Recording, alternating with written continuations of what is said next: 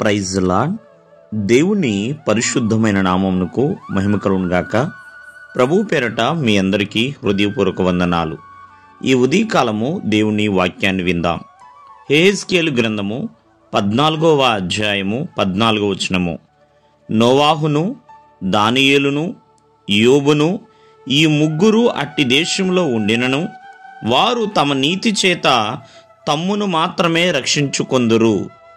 ప్రియమైన వర్లరా, ఇక్కడ అట్టి దేశంలో ఉండెనను అని దేవుడు మాట్లాడుతున్నాడు.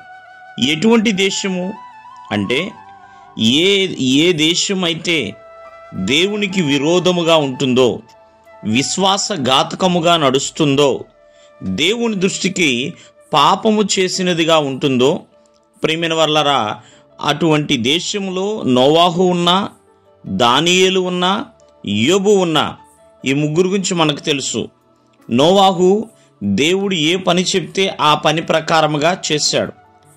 దానియేలు ఎంతగానో మరి దేవుని ఎడల భయభక్తులు కలిగి బహు ప్రార్థనా పరుడుగా జీవించాడు దానియేలు.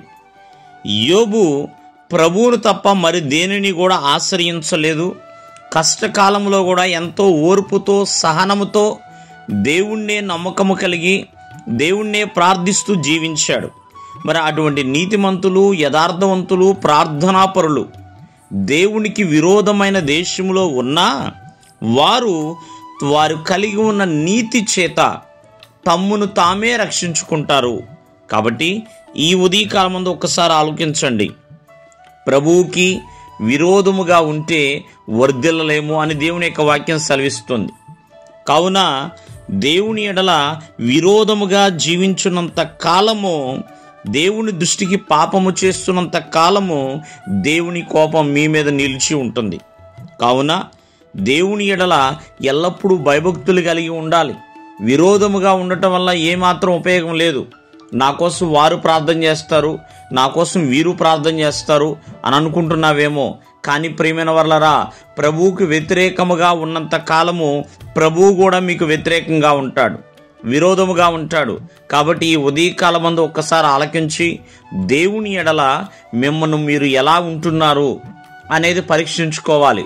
వ్యతిరేకముగానో విరోధముగానో దేవుని దృష్టికి పాపం చేసిన విధముగా ఉంటే ఒకానొక దినమున ఇబ్బంది పడవలసిన పరిస్థితి వస్తుంది.